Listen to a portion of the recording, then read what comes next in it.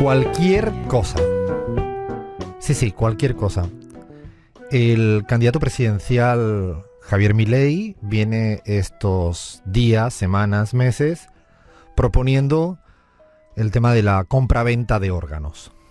Y digo cualquier cosa porque más allá de su criterio ético-moral que le permite que cualquier persona pueda comprar, vender órganos en pro de la libertad, y más allá de que muchos y muchas de nosotros y nosotras no estemos de acuerdo ética y moralmente con que alguien pueda comprar y vender órganos en pro de la libertad, porque es una libertad condicionada, dado que me imagino que podrán comprar algunos y vender otros. Pero más allá de esa discusión ética y moral, donde yo creo que hay posiciones muy claras, lo que creo que el señor Milei ha estudiado muy poco, los fenómenos en los cuales se compra-venden cosas para que sean más eficaces y rentables. Es decir, le voy a hablar al señor Milei desde uno de los criterios que más presume, que es el de la eficacia y el de la rentabilidad y la eficiencia de sus propuestas. ¿Usted sabe, señor Javier Milei, que en el mundo los países que se dona sangre de manera altruista son los países que más sangre obtienen?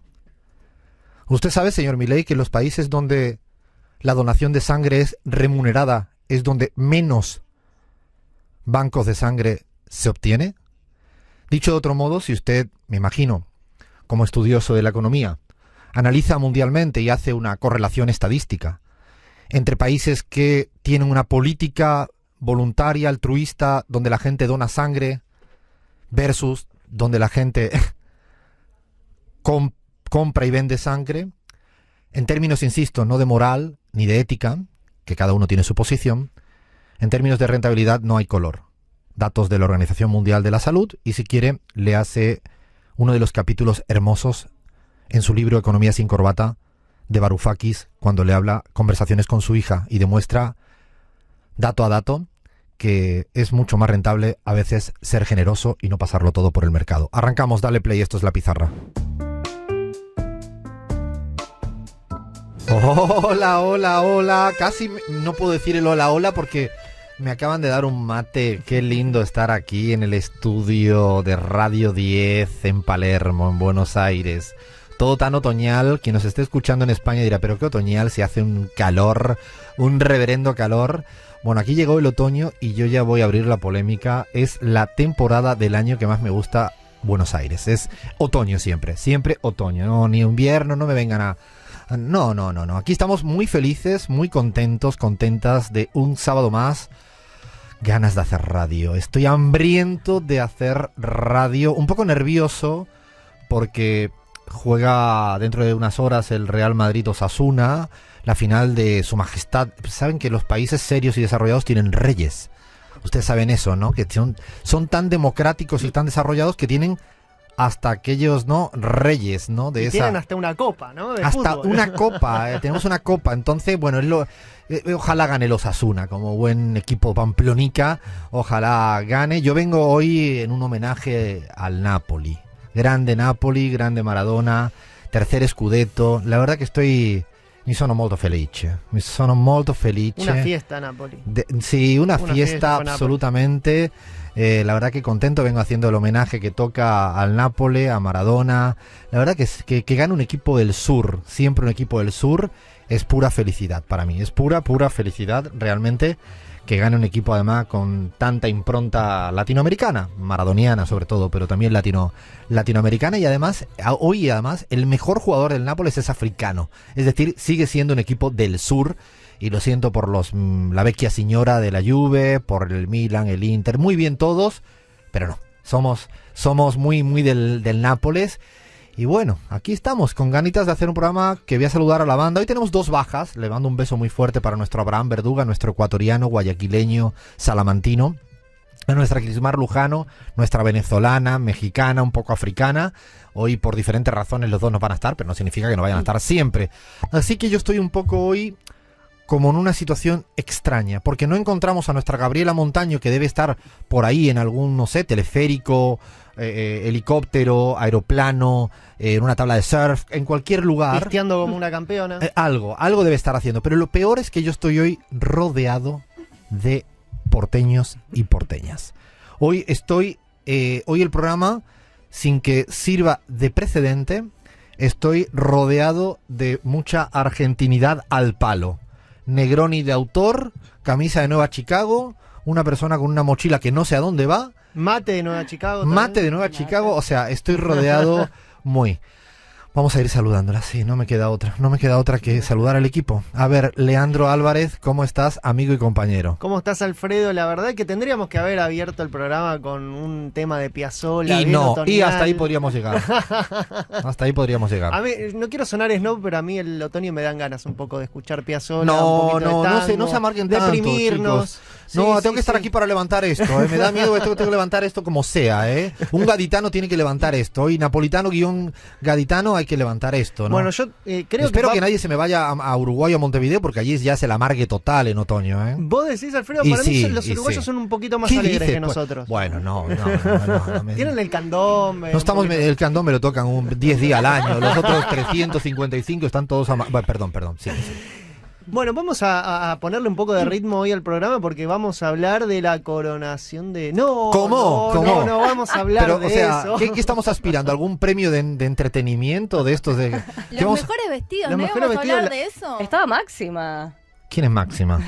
De Racing. Todo lo que tengo para decir. Es verdad. No entiendo nada, mi equipo, esto es un momento de estoy aquí. ¿De qué vamos a hablar? Vamos a hablar del menú, de los colores, ¿Qué vas a hablar, de las vestimentas, de la coronación de... Lo único que importa en el mundo es la coronación del rey Carlos III, así que vamos a hablar de eso. En realidad no vamos a hablar tanto de eso, nos vamos a meter en Gran Bretaña, pero hay algo que nos interesa un poquito más, que es un golpazo, diría yo, al Partido Conservador, que hizo un flor de ajuste y le fue un poquito mal en las elecciones. Vamos a hablar de las elecciones municipales en Inglaterra, porque además no ha sido en todo el Reino Unido, solo ha sido en Inglaterra.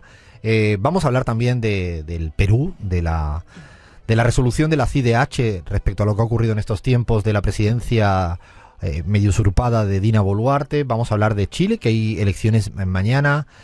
Vamos a hablar de la visita de Gustavo Petro a España y, como no, de la resaca electoral del Paraguay. Eso será en nuestra particular vuelta al mundo, pero voy a seguir saludando a la gente porque creo que además hay un par de especiales interesantes. Tenemos, Lean, en la segunda hora del programa, yo creo que casi un concurso que abrimos desde ahora. ¿Quiénes son los partidos más viejos de América Latina? Más viejos de América Latina. Vamos a indagar un poquito en eso y nos vamos a sorprender, porque hay partidos realmente muy, pero muy antiguos. O sea, ya le vamos a ir preguntando, vigentes, ¿no? Le preguntamos a nuestra audiencia que nos escriba por nuestras redes sociales cuál es el partido más viejo de América Latina, en México, en Colombia, en la propia Argentina. No sé, vayan diciendo a ver qué hay, qué se creen, que es... ¿El Partido Libertad Avanza? No. Pero había liberales hace tiempo. Ahí vamos a ir metiéndonos en tema en la segunda hora del programa. Bueno, voy a seguir saludando, hablando de redes sociales, y que hoy le va a tocar un examen súper complicado, porque además viene a hablar de abuelas también, dice ella. Flavia, amiga y compañera, ¿cómo estás? Muy bien, Alfredo. El examen complicado, no sé si es por Chile o por las redes sociales, espero pasar ambos. Pero como contaste un poquito, vamos a estar hablando en la vuelta al mundo, de Chile, del proceso constituyente, ver si se puede o no lograr esta nueva constitución finalmente. Muchas cosas que tenemos para hablar, ahí veremos si podemos responder todas las preguntas de Alfredo y de la audiencia. Y después vamos a hablar en la segunda hora de abuelas y redes sociales. Las redes sociales que usan las abuelas y abuelos, porque acá vamos a poner a todos, que tienen TikTok, Instagram, porque capaz ustedes me dicen, no, Facebook, no, tenemos de todo y tenemos audios, así que si tu abuela, abuelo, abuele, quien sea usa redes sociales, nos pueden contar en nuestras redes sociales quién está ahí, quién está del otro lado y qué redes usan. Yo creo que te vas a divertir muchísimo con Tengo la columna. ganas de ver ese momento, abuelas y redes sociales. Muy divertido. Va a estar muy divertido, así que también vayan contándonos, ¿no?, vuestras experiencias, si conocen abuelas, si son abuelas, y qué usan, qué no usan, cómo la usan, todo eso. Te quiero decir una cosa nomás, que cuando estaba haciendo el informe a veces ponían abuelos desde los 60, y yo dije, no, corramos un poco. ¿Más arribita lo quieres tú? Un poquito más arriba. ¿A cuánto le ponemos? No sé, pero de repente hablaban de abuelos a los 60, dije... O sea, pero por ejemplo, ¿el Kun Agüero es abuelo ya? Bueno, no sé si los es futbolistas son abuelos a los 30 años. Pueden ser, ¿no? Los futbolistas, por eso lo he dicho, un futbolista que se me vino así a la cabeza. Bueno, veremos. Vayan escribiendo, vayan contándonos lo que quieran. Y me falta otra porteñidad al palo, esta vez provincia de Buenos Aires, porque ella es medio esquizofrénica. A veces está acá, a veces está allá, y ahora no me voy a meter en ningún fregado. Bahía Luna, amiga y compañera, ¿cómo estás? ¿Cómo va, Alfredo? Bueno, yo pensé que íbamos a hablar sobre Uruguay. No, por favor, Bahía, no Veo empecemos. que no, me doy cuenta que no. Tenemos rutina hasta hace 5 minutos. Teníamos un persona loco, un personajazo. ¿Quién es? Es el hombre más rico del mundo. Lo ha mencionado Cristina Fernández de Kirchner en el Teatro Argentino ¿Macri? de La Plata. No, es gente como uno. ¿Roca? No. Se llama Bernard Arnault. ¿Cómo has dicho? Repite Arnault. Bernard Es un francés. Un francés. Le puedo decir Bernardo acá en la Bernardito, pizarra. sí, está bien. Y vamos a hablar de la vida de este hombre que destronó a Elon Musk como el hombre más rico del mundo. ¿Qué vende ese señor? ¿O no vende? ¿O engaña solo? No, vende muchas cosas, Ah, artículos bueno. de lujo. Bueno, vamos a hablar Christian Dior, cosas que compramos gente como nosotros, Ah, ¿no? bueno. Digamos todo. Vamos a ver gente quién como es. uno. Vamos a ver quién es ese hombre más rico del mundo y a qué se dedique, sobre todo todo lo que menos se conoce sobre este tipo de personas locos. La acabo de ver en pantalla, no está en un teleférico, no está en un aeroplano, no está en un autobusito.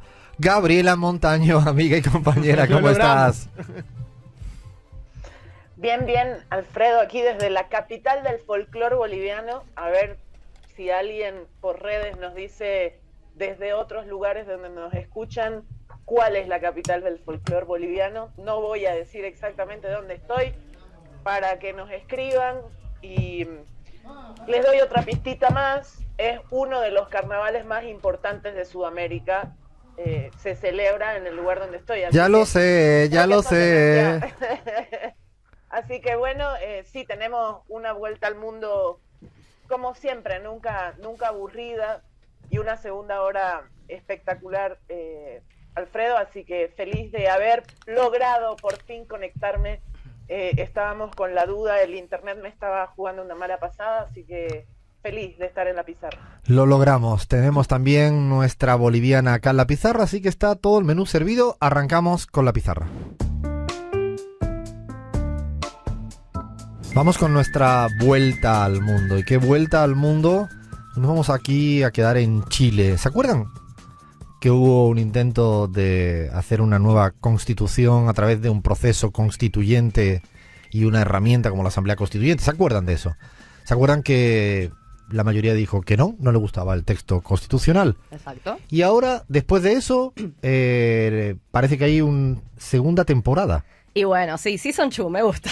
Me gusta lo que viene acá en Chile, porque en efecto, después del estallido social de 2019... 2019, o sea, hace tiempo ya, ¿eh? ya pasó un tiempo, estamos en 2023. Recordemos que después del estallido social se decidió cambiar efectivamente la constitución que tiene hoy día Chile, que rige desde Pinochet, o sea, hace muchísimo tiempo, pero de 2019 a la fecha no se logró, efectivamente ninguna constitución nueva. Entonces dijeron, después del año pasado y del rechazo del año pasado, borrón y cuenta nueva, vamos a empezar de cero el proceso constituyente. Vamos a repasar un poquito el proceso constituyente de este año para entender qué se vota mañana en Chile. Pues mañana la gente tiene que ir a votar. Mañana tienen que ir a votar obligatorio. Voto obligatorio al Consejo Constitucional. Me estás preguntando, Alfredo, vos, la audiencia, todos. Flavia, ¿qué es el Consejo Constitucional? Repasito breve de cómo va a ser esta búsqueda de nueva constitución en Chile. 3 etapas vamos a tener. El Consejo Constitucional, que es lo que hay que votar mañana, va a ser el órgano encargado de redactar este año una nueva constitución para Chile, que después se someterá obviamente a voto popular, si están de acuerdo o no. Antes del Consejo Constitucional hay una comisión de expertos que está redactando una preconstitución, que es la que va a tener que ver el Consejo. Después el Consejo va a tener que definir esta constitución y después se pasa por un comité técnico que va a tener que valorar si todos estos pasos están bien hechos. Dicho de otro modo, es una suerte de convocatoria al pueblo para que escriba una constitución, pero con infinitos candados que le resultan imposible poder hacer el texto constitucional de una manera libre. Dicho de otro modo, y lo voy a decir en términos muy teóricos, es cuando el poder constituido, es decir, los poderes establecidos de facto, ¿no? Expertos, comités, ¿no? Van a tener que echar un pulso a ese Exacto. poder constituyente que está representado en la elección que mañana surgirá. Es decir, es un equilibrio de poderes lo que empieza a surgir o a partir de ahora, a diferencia del intento anterior, que era que escriba la gente y punto, ¿no? Ese era el intento anterior. Como el intento anterior no funcionó, dijeron, bueno, vamos por otro lado. Y mañana justamente lo que se vota, como estás diciendo, es este Consejo Constitucional, que son 50 personas las que van a formar este Consejo. Mañana se va a las urnas y algo importante de todo lo que estuviste nombrando, este Consejo Constitucional es lo único que se somete a votación popular. Los otros no, los otros son Porque expertos. El comité de expertos y el Es que no hay comité nada técnico, más antidemocrático que ser experto. O sea, Bueno. si yo soy experto ya no tengo que someterme a votación. Es como el Poder No. Judicial en la Argentina, ¿no? Yo soy experto. Exacto. Y sí, listo, a partir de ahí, listo, ya puedo usurpar un... Es como los Sin reyes, votación. ¿no? Es como los reyes, es más o menos como la monarquía, ¿no?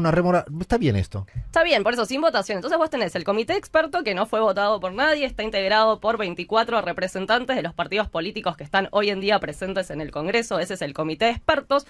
Mayoría de ellos abogados, como siempre. Ellos van a redactar el anteproyecto de constitución. De hecho, ya lo están redactando.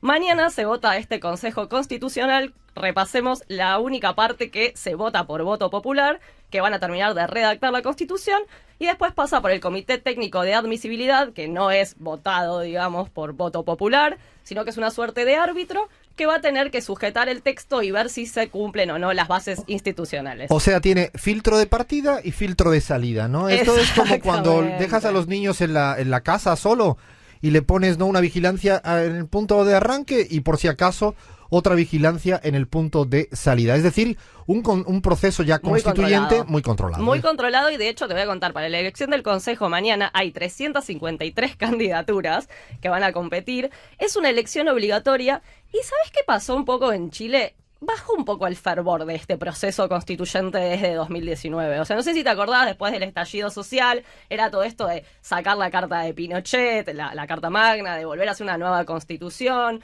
Tenía todo este cupo femenino, paritario, etcétera. Y ahora como que hay tanto tecnicismo que de hecho lo que está sucediendo en Chile es eso de que esta constitución ya es como una constitución medio técnica, elegida por expertos, y no hay tanto fervor en la votación de mañana. Gaby, ¿cuánta diferencia del proceso constituyente boliviano, no? Remárcame así cuáles son las principales diferencias de un proceso como el boliviano y el actual como el chileno.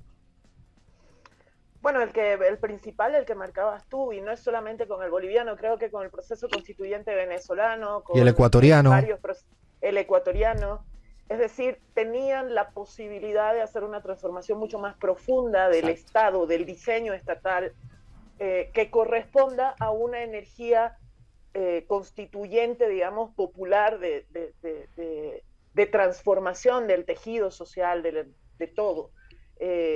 Pero lo que yo sí ahí remarcaría, Alfredo, pensándolo desde el otro lado, dándole la vuelta a la moneda, es que yo creo que la derecha en Chile apostaba mucho a que el proceso constituyente se hunda definitivamente y con eso se arrastre al gobierno de Boric, ¿no? Con un déficit ya muy fuerte. Entonces, no lo lograron, porque sí creo que yo tengo mis dudas de que el pueblo chileno, a pesar de que no son las energías del 2019, se hubiera ido a casa contento sin llevar adelante un proceso de transformación de la Constitución. Es una interesante lectura en positivo de al menos quedarnos con ese buen sabor de boca relativa, es que van a intentar seguir hasta donde puedan seguir a pesar de todas las zancadillas que le hacen los poderes fácticos. Hacemos una parada con tanda informativa aquí en Radio 10 y seguimos en la pizarra. Y nos vamos al Paraguay. Qué resaca electoral que todavía continúa en el Paraguay. ¿no? Qué chaki, chuchaki, Chuchaki. qué guayabo, qué ratón, qué cruda. Es que esa palabra la manejamos bien. Será por... Bueno, tenemos que hablar del Paraguay. Fueron las elecciones presidenciales. Estuvimos particularmente... Yo estuve allí hasta el lunes a la noche. Mucha resaca electoral. Todavía hay resaca electoral. Los resultados ya son conocidos por todas y por todo. Ya tenemos nuevo presidente electo del Paraguay, Santiago Peña, del Partido Colorado, _ hijo del cartismo. Fue ministro de Hacienda con Horacio Cartes. Ganó con su voto estable. Siempre el Partido Colorado, con excepciones cuando se dividen, que no pasa siempre, tiene entre un 43, 46, esta vez tuvo de hecho cerca de 43. La maquinaria es perfecta, y digo maquinaria porque hubo mucho voto asistido. ¿Qué es voto asistido? Que le acompañan a votar adentro del cuarto para votar. Pero no autorizado, porque cuando estás autorizado por un tema médico está correcto. No. Sin autorización, allí iban.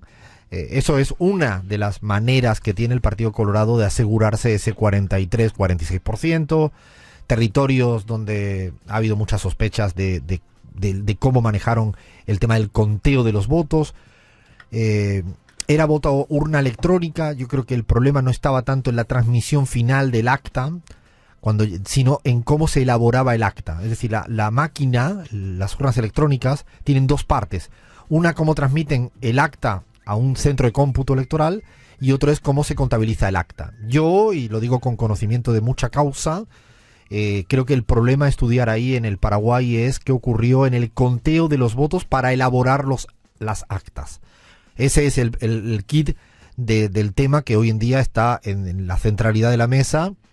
Un Congreso muy fragmentado. Hay que recordar que para aquellos que le encantan decir que cada quien vaya en una lista sin ir en plancha, se le dice en plancha en la Argentina, ¿no? O en sábana. Lista sábana. Lista sábana, es decir, que uno pueda, el elector pueda elegir en libertad el que quiera, el número 80, el número 40. Ocurrió que en el Paraguay esto provocó que hubiera una campaña electoral muy atomizada. Dicho de otro modo, cada quien hacía campaña para sí, no para una estructura partidaria. Se notaba incluso visualmente en las calles con la cantidad de carteles, luminarias que había de "vótame a mí, me da igual si es mi partido o no", que implicó un Congreso y un Senado totalmente fragmentado. ¿Y esto qué implica? Que no sé cómo van a gobernar y legislar de ahora en adelante. Ocurrió en Colombia, ha ocurrido en el Paraguay, lo digo por cómo es una advertencia a navegantes de los que aplauden, pregonan este tipo de medidas en pro de la libertad, pero que a la vez es muy incompatible con un mínimo grado de estabilidad para gobernar. Concertación, Efraín Alegre quedó muy lejos, con un 27%, y ahora vamos a hablar con Lean de la figura más mediática, ¿no? El antitodismo, Payo Cubas, que sacó un 23%. Yo quisiera, antes de entrar en lo que todo el mundo quizás quiere saber de cuál es el momento Payo Cuba, el tercer candidato presidencial que está hoy en día en la cárcel por haber cantado fraude, no por haber hecho otras barbaridades, yo sí quisiera dejar claro que, fijaros que hay un dato interesante.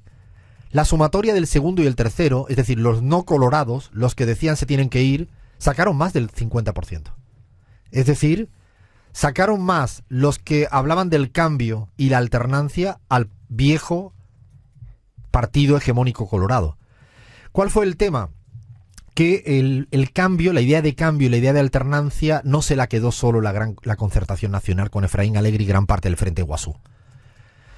Es decir, este señor Payo Cubo se apropió de parte del cambio y de la alternancia. Se partieron en dos, y al partirse en dos ganaron los Colorado con su voto cautivo, por decirlo de una manera muy diplomática. Añadir que Fernando Lugo, gran elector, fundamental en la historia reciente del Paraguay, estuvo ausente por su enfermedad. Y añadir que el Frente Guasú se partió en dos. Es decir, si añadimos todo, y añadir que el Partido Liberal, que era el pivote de la Concertación, tenía una tendencia de ocaso relativo. Iba de menos a más. Nuestra encuesta de junio del año pasado de CELAG ya le daba una imagen, una valoración muy baja al Partido Liberal. Por lo tanto, era difícil que se reapropiara de la idea del cambio, y por eso tuvieron que compartirla con los antitodistas, es decir, con el señor Payo Cuba. A partir de ahí, Lean, ¿qué le ponemos más en esta resaca?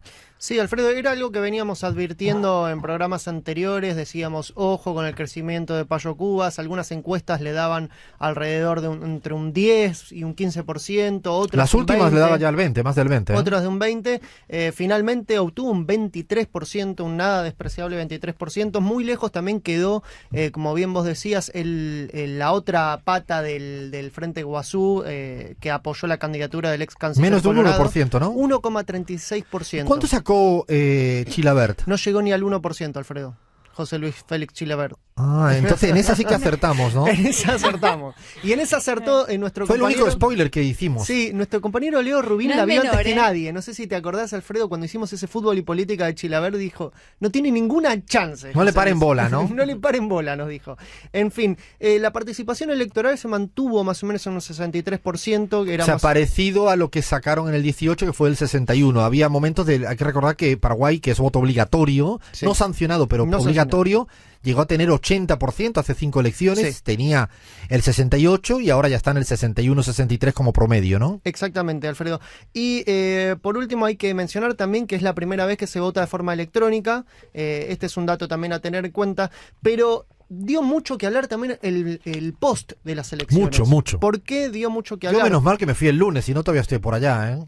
Pero Hubo- ese es un fenómeno que crece, ¿no? En América Latina, Totalmente. el post-elecciones, ¿no? El Como que no post-elecciones. termina. No se termina el domingo con los resultados. ¿Por qué? Porque Payo Cubas, el candidato que salió tercero con ese impresionante 23%, llamó a levantarse contra el fraude por la victoria oficialista y lo hacía de esta forma. Que se controlen las actas, que se abran las 3 actas, no se hagan de los pelotudos, Vestal y compañía. 2 nomás ellos quieren leer, se abren los 3 cuando hay duda entre los 2, señores.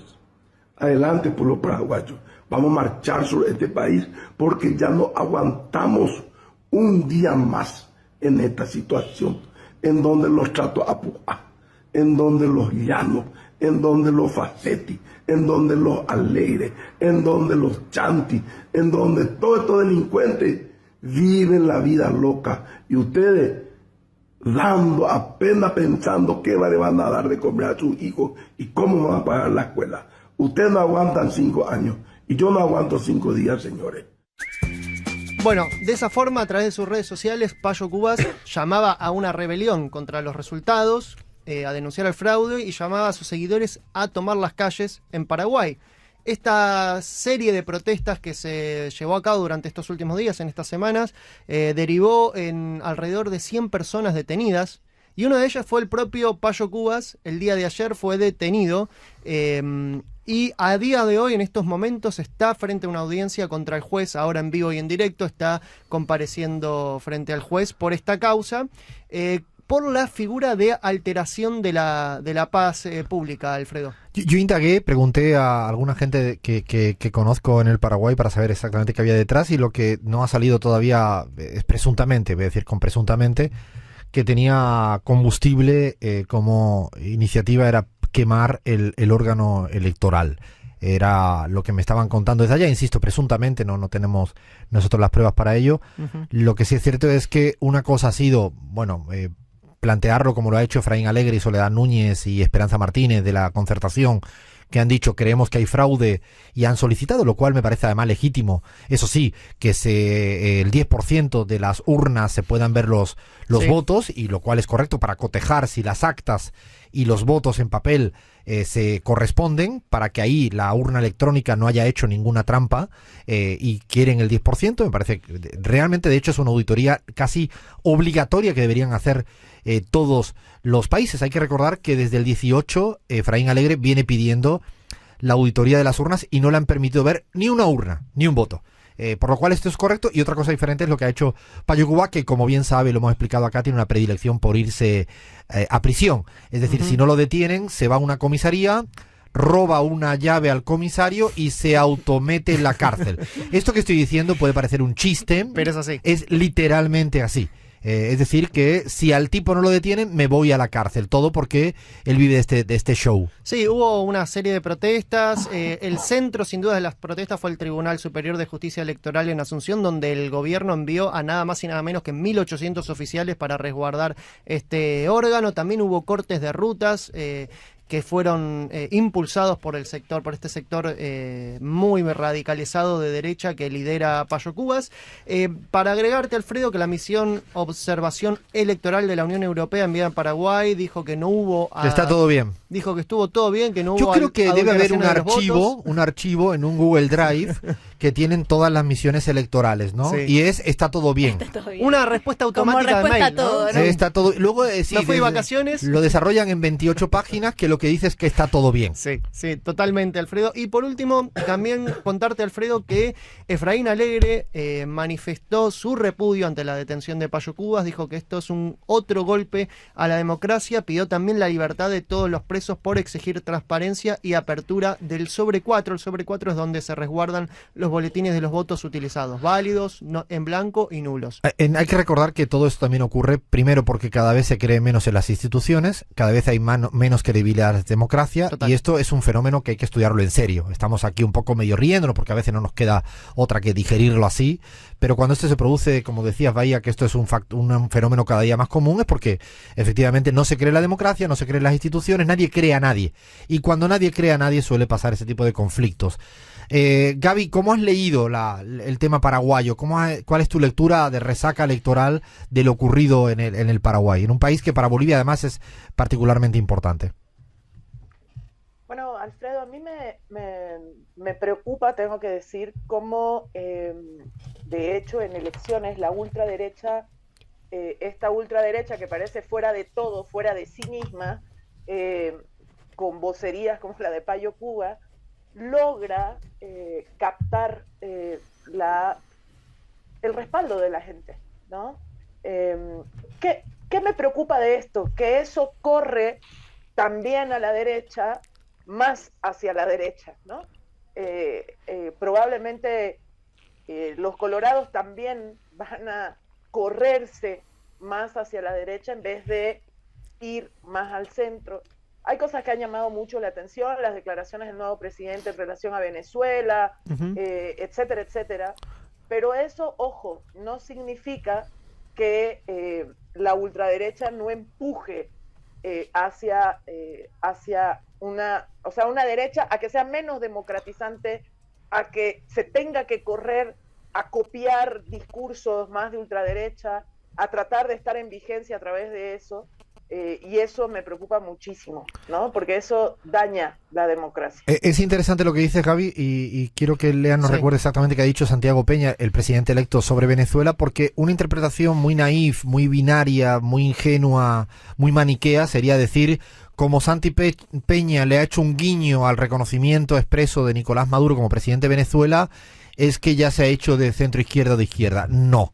Es creo que muy importante complejizar este tipo de análisis, complejizarlo y no caer en la tentación de esa lógica tan así sencillista, ¿no? O simplista de bueno o malo. Bueno o malo. No, él tendrá, y hay motivos, razones geopolíticas que ha hecho que incluso Lean hasta se haya peleado con un periodista, el presidente electo. Totalmente, Alfredo. Bueno, dio dos entrevistas, una ¿A la pizarra? CNN, lamentablemente a la pizarra no, pero La vamos a conseguir, ¿eh? la vamos a conseguir, a Santi Peña seguramente lo vamos a tener en estos micrófonos, pero dio entrevistas a CNN y a BBC Mundo, donde en las dos entrevistas le preguntaron sobre este tema, que es lo único que le importa a veces a las cadenas internacionales. ¿Qué haces opinas con de Venezuela? Claro, no importa. Si va a arreglar el hambre en el Paraguay, no importa. ¿Qué haces con Venezuela? Y la pregunta es una democracia o es una dictadura? ¿Viste? Siempre esa es la pregunta que le hacen. Bueno, a diferencia de su antecesor, el también colorado Marito Abdo, Santiago Peña anunció que va a restablecer las relaciones diplomáticas que se habían roto en 2019 entre Paraguay y Venezuela. Se va a establecer una embajada paraguaya ahí en Caracas y dejó muy pero muy en claro en esta entrevista que hay un solo presidente en Venezuela y se llama Nicolás Maduro. Lo dijo en la BBC y también se peleó, tuvo ahí un entredicho con el periodista de CNN que quería sacarle una declaración que Santi Peña no decía, que es definitivamente que Venezuela es una dictadura. No lo dijo en ningún momento, dijo hay que desideologizar las relaciones internacionales y hay un solo presidente, Nicolás Maduro. No se lo pierdan, googleen por favor, porque es un momento televisivo maravilloso de la cara del periodista de CNN Rincón. Cara de sáquenmelo al cuando, aire. por favor, di lo que te estoy diciendo, Santiago Peña. Sí. Por favor, Santiago Peña, bueno, no digas dictadura, di antidemocrático, decía algo. No, era muy interesante, no se lo pierdan porque dice absolutamente todo. Bueno, vamos a seguir, como no, hablando del Paraguay, de la resaca electoral y veremos a ver qué ocurre en los próximos días. Seguimos en la pizarra. Y ahora, caminito del Perú. ¿El Perú por qué? Porque la CIDH ha emitido un informe esta semana no sé, en el marco de lo que viene ocurriendo de la presidencia de Dina Boluarte, luego de que el día, si no recuerdo mal, 7 de diciembre del año pasado, se sacaran a Pedro Castillo, así con un sinfín de irregularidades. Nada se respetó. De hecho, quien no se lo crea, que pueda revisar con todo lujo de detalles cuáles fueron las piruetas para no cumplir la regularidad, los procedimientos del Congreso para sacarse a Pedro Castillo. Otro debate es si lo que dijo Pedro Castillo gustó o no gustó, si lo hizo bien o no lo hizo bien, incluso si no fue correcto o no correcto, pero eso no puede ser condenado como alzarse en armas, porque la rebelión que se le plantea constitucionalmente en el Perú viene concebida como la rebelión en armas, y Pedro Castillo no tenía ningún arma, y es más, lo que planteó fue ciertamente el cierre del Congreso, y hay un debate, pero también ciertamente dijo para postular una nueva elección inmediata para hacer una nueva constitución. Esa segunda parte parece que se olvidaron cuando la dijo en el discurso y se agarraron para interpretar exclusivamente la primera pata de la discusión, que es el cierre del Congreso, que puede haber una discusión, no lo hizo bien, no respetó las normas legales constitucionales. Bien, un debate. De ahí a que sea encarcelado por doble cuestión, yo creo que dista mucho. A partir de ahí ha pasado de todo y la CIDH se ha pronunciado, ¿no? Efectivamente, salió esta semana, se dio a conocer el informe de la Comisión Interamericana de Derechos Humanos, sobre todo en función de lo ocurrido esa jornada del 7 de diciembre, ¿no? Donde la Comisión dio y afirmó que existió el uso de la fuerza por parte del Estado contra manifestantes, incluso contra brigadistas de salud que atendían a los heridos, ¿no? Esto está chequeado y efectivamente la comisión se posicionó respecto a esto. Por supuesto que Dina Boluarte negó absolutamente todo, dijo que no tenía responsabilidad en las muertes por la represión y volvió a culpar de las muertes durante las protestas a los manifestantes, que una vez más llamó vándalos. Más allá de esto, Alfredo, no sé qué piensan ustedes y Gaby particularmente, pero la realidad es también, yo me quedé con un poco de ganas de que la Comisión Interamericana de Derechos Humanos se posicione también en relación con la situación que hoy pasa Pedro Castillo, ¿no? Quizás soy muy ambiciosa, pero también quizás me hubiera gustado un poquito eso. Ha hecho caso omiso a esa discusión, es más, incluso más bien se vuelca a posicionarse en la línea del golpe de Estado.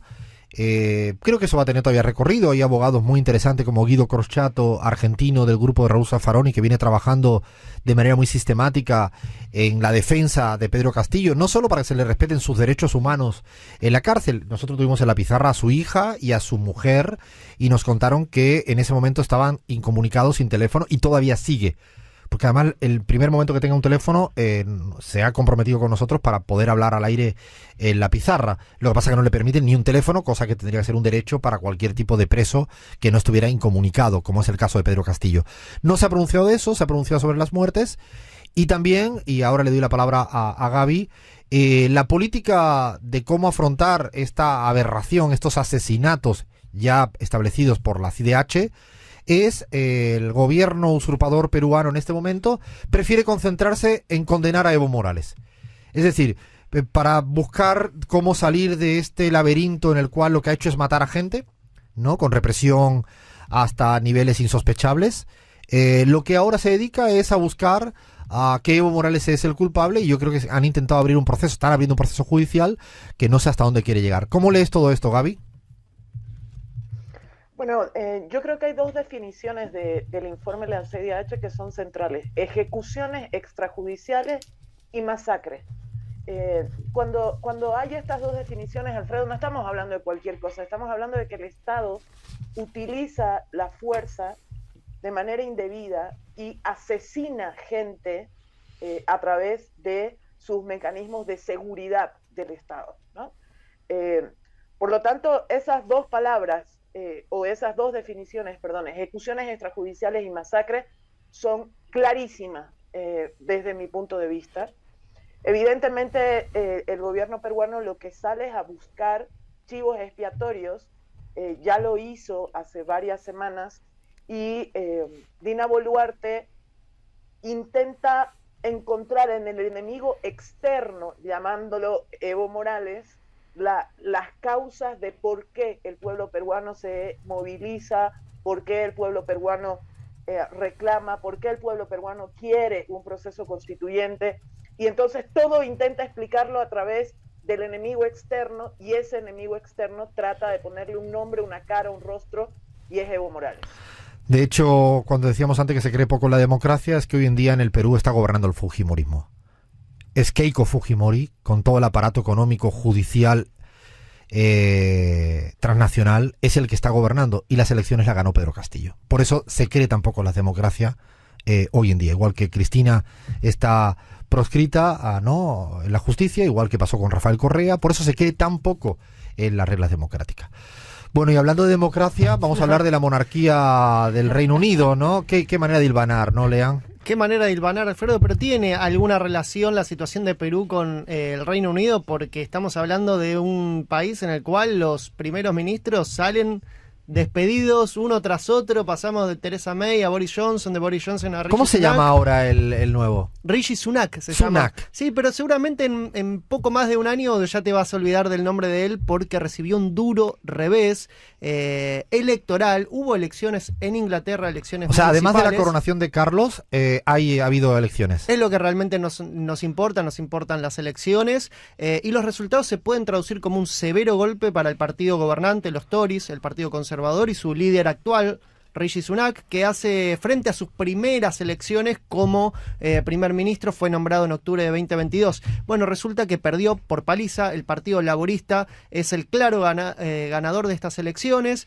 Te cuento, Alfredo, que los laboristas obtienen 2.600 concejalías, 527 más de las que ocupaban hasta ahora, y los conservadores pierden 1.000 concejalías, y también tuvo un buen resultado dentro de todos los liberales demócratas, y el Partido Verde también obtuvo más concejalías, 477. O sea, podemos decir que es una derrota realmente frente a un ciclo de protestas muy álgido que hubo en el Reino Unido en general contra el gobierno, y las medidas conservadoras ortodoxas de Rishi Sunak, Alfredo, se traducen en una paliza electoral. Y en Inglaterra, cada vez que ha habido 2 derrotas electorales municipales grandes, han habido cambios de gobierno a continuación. Es decir, que podemos tener un momento de impasse importante en Inglaterra. Y para terminar, yo sí quiero hacer un pequeño guiño a estos países que tienen guerra y que habitualmente se dice muy poco. Todo el mundo está pues pendiente a los drones que van del Kremlin a Kiev y lo que ocurre, y es evidentemente importante, de índole geopolítica y geoeconómica. Pero hay otro país que es Sudán, donde sigue habiendo muertes, donde sigue habiendo heridos, donde sigue habiendo guerra. Y bueno, no queríamos olvidarnos de eso, ¿no, Lean? Sí, Alfredo, Sudán está inmerso en un conflicto armado desde el 15 de abril. La ONU dice que estamos hablando de una verdadera catástrofe humanitaria. Más de 330.000 personas resultaron desplazadas, 550 muertos ya por la guerra que se desató hace poco, 15 de abril, 190 niños también muertos según UNICEF. Estamos hablando realmente de una verdadera catástrofe en uno de los países más pobres del mundo, que encima se le suma un conflicto armado. Yo recomiendo muy encarecidamente que hoy sábado, mañana domingo, semana próxima, se vean un documental que se titula We Come as Friends, venimos como amigos, son de amigos. Es de un autor que yo quiero mucho, que hizo La pesadilla de Darwin, se llama Sauper, si lo quieren buscar. Hicimos una columna. Me acuerdo perfectamente, porque además yo le tengo una gran admiración a este cineasta atrevido. Trata sobre Sudán, y solo hago el spoiler del principio, porque creo que así voy a abrir el apetito. Él se construye un aeroplano, él, caseramente, y de repente aparece aterrizando sin avisar en Sudán. Y se va grabando.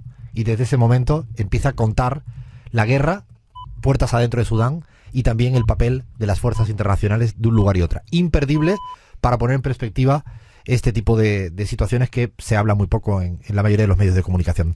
No se lo pierdan, porque tenemos segunda hora de La Pizarra increíble, así que la seguimos. Esto es Charlie, ¿no? Sí, ¿no? Obvio, aquí van a ver los 3 porteños, obvio. ¿Cómo no? Obvio. Es Andy Chango. Esa fue la primera palabra, ya me voy a meter en un charco yo solito. Cuando yo empezaba a poner mis primeros pies acá en Buenos Aires, la primera palabra que me sorprendía mucho era lo obvio que era todo para todas y todos. Era dice mucho el lenguaje, ¿no? Es como el lamentablemente boliviano, ¿no? Lamentablemente, ¿no? El ahorita mexicano. El ahorita mexicano. Acá te dicen en la cara como obvio. Entonces tú tienes una sensación de como que, a ver, soy tonto, pero muy tonto. Ay, esto lo vamos a hablar otro día. Bueno, antes de entrar en materia, en este bajo la tiza que tenemos bien armado de estos, quiénes son los partidos políticos más viejos en América Latina y alguna mención también al mundo, yo quiero decir dos cosas. Primero es que dirán, ¿y hoy por qué no han hablado de Argentina estos chicos y chicas? La apertura fue de Milei igual, ¿eh? Dije algo de Milei, cierto, aunque estaba un poco más filosófico en la entrada, más que entrar en cuántos puntos ganará. Aviso que nosotros y nosotras en CELAC, en el Centro Estratégico Latinoamericano de Geopolítica, estamos terminando una encuesta para la Argentina. Encuesta presencial, 2.000 casos en todo el país. La vamos a presentar en exclusiva también aquí en Radio 10. El martes he quedado con Gustavo Silvestre en las mañanas, por la mañana en Radio 10. Así que está ya a punto de cerrar y tendremos información. Y la semana próxima, con mucha calma, acá en la pizarra. Lo mismo ¿qué te parece, Vaya, si me dejo un datito para darle una exclusiva con nosotros en la pizarra próxima? ¿Te parece bien? Dale, yo lo quiero saber Un ya, spoiler. pero no, Alfredo no quiere soltar nada. Nada Así digo, que bueno, será el sábado que digo, viene. nada digo. O sea, vayan haciendo apuestas, ¿no? A nuestra audiencia, que nos digan, no sé, ante la pregunta típicas que hay de, no sé, de imagen, de candidatos, de candidatas. Hemos hecho pregunta también de todo, ¿eh? Hemos preguntado por el litio. ¿Hay que estatizar Edenor y Edesur? ¿Qué hay que hacer con aerolíneas argentinas? ¿Se tienen que eliminar los privilegios tributarios? ¿O los ricos pueden seguir teniendo esos privilegios? Son preguntas que también hemos hecho y que nos interesa tanto como quién sería el candidato más predilecto. Esto, insisto, esta semana vamos a tener los resultados, pero el sábado próximo nos dejamos alguna nuestra, ¿no? Para comentarla acá, ahí con la Gaby, y vamos a ver qué elegimos para trabajar en la pizarra el próximo sábado. ¿Qué dicen nuestros y nuestras oyentes, Flavia? Bueno, un montón de cosas. Tengo mensajes increíbles, pero primero vamos a decir que mucha gente comentó la capital del folclore boliviano. A ver. Es Oruro. Gaby, ¿qué dices? Sí. ¿Verdadero o falso? Allá estamos en Oruro. Eso. Muy bien. Ahí va la banda averiguando dónde está Gaby. Efectivamente está en Oruro, pero tengo un mensaje para cada una de las personas que están sentadas acá. A ver, dale. Primer Charan. mensaje para Leandro Álvarez. Sarán. Hola, escuchando como siempre, pero tengo un mensaje especial para ese hincha de Chicago. A ver. Que festeje hoy, que lo esperamos el próximo sábado con los brazos abiertos en el gallinero para borrarles la sonrisa. Ahí le mando un gran abrazo al compañero de Deportivo Castelar. Muchas gracias. Me dio muchas gracias ese mensaje y dije, bueno, está bien, tranquilos. De nuestro tranquilos. clásico rival, Deportivo Morón, porque tenemos como 15 clásicos, uno de ellos Deportivo Morón. Me encanta porque los equipos así que no están en primera tienen 2.000 clásicos Es verdad, porque tienen es uno verdad. por categoría. Sí, Entonces vas exactamente. descendiendo y tenés uno por categoría. Después hay uno, bueno, para la columna de abuelos y abuelas que tenemos pronto. Hola, soy Estela, tengo 61 años y soy abuela de 8. No, entonces ya está el cupo Ya resuelto. está el cupo. Uso además de WhatsApp, Twitter, Facebook, Instagram y mi mamá de 85 usa WhatsApp con videollamada, Facebook e Instagram también. Besos Muy bien, a todos. muy bien. La Un beso amo. fuerte. La amo. Otro mensajito. Día de tortas fritas, lean por favor mi mensaje. Acá lo estamos leyendo porque es el mejor de los mensajes A ver. para Bahía Luna. No, por Hola favor. chicos, esa chica se llama Bahía y si era varón, ¿cómo le ponían? Penínsulo. Bueno, ya Islote. la del chiste con mi nombre ya es un clásico. El mensaje definitivo. Quiero cerrar con ese porque me reí demasiado Ay, cuando ay, lo leí. ay, de No voy a verdad. ser responsable por una decisión que no tomé yo. Digamos, Es un nombre básicamente. hermoso, además. Es un nombre muy bonito, Bahía. Sí, Sí, sí, me parece que es un nombre claramente. lindo. Sí. Bueno, algo más ya está, ¿no? ¿O tienes alguna más por ahí? ¿Alguna perla más? Bueno, acá tengo uno que vamos a darle pie a la columna. Vamos a darle pie a la columna que dice: hay varios partidos políticos en América Latina considerados como los más antiguos. Los uruguayos Colorado y Blanco, el Partido Liberal Radical Auténtico de Paraguay, hoy Centro Democrático, y también el liberal colombiano y conservador colombiano. César de Caballito, te lo Bien. dejo para la César columna. acaba de abrir el debate y me parece muy bien, César, perfecto. Así que vamos a entrar directamente en la temática. Y queríamos hacer análisis de los partidos, más bien desde cuánto tiempo vienen los más viejos. Yo creo que por dos razones, ¿no, Lea? Sí. Una para mí es porque se habla mucho en teoría política de la crisis de representatividad de los partidos, ¿no? Y es cierto que hay un momento, estamos atravesando un momento en la historia donde ya como está muy sólido, ¿no? Muy maduro el tema de la crisis de representatividad de los partidos. Está muy estudiado la cantidad de menos afiliados y afiliadas que tienen los partidos en las últimas décadas, cómo los sistemas de votación son cada día más volátiles, la gente vota uno, vota otro, es decir, la afinidad ya no es sostenible en el tiempo. Nosotros hemos utilizado muchas veces el término de democracia Spotify, que es un autor polaco que escribe en la Academia Alemana, que plantea de que ¿por qué Spotify? Es porque la gente cambia muy rápido, como se cambia en un menú de Netflix o en un menú de Spotify. Ahora quiero ahora voy al otro, ¿no? Es muy volátil todo, y además la oferta cada vez es mayor. O sea, se da ese doble proceso, ¿no? Es muy fragmentada. Creo que hemos hablado mucho de la fragmentación partidaria en el Perú, la fragmentación partidaria en Chile, en la propia Argentina estamos asistiendo a un momento donde seguramente es desconcertante. En España, en la propia España, en Europa, en casi todos los países. Entonces queríamos ver si todavía, a pesar de ese fenómeno, como intentamos no plantearlo todo como todo o nada, ver si a pesar de eso existen partidos que sobreviven, que perduran, que son protagónicos, que son relevantes y que ya tienen años y años y años. Yo siempre cuento una misma anécdota, y ahí ya arrancamos, y es que José Luis Rodríguez Zapatero, el expresidente español, que por cierto ha presentado su libro de Borges en Rosario, él es un enamorado de Borges, nos lo dijo varias veces acá en los micrófonos de La Pizarra. Él siempre, cuando hablamos de política en privado, él me dice siempre, no puede subestimar al Partido Socialista Obrero Español, porque ha vivido 3 siglos, no 300 años, pero nació en el 19.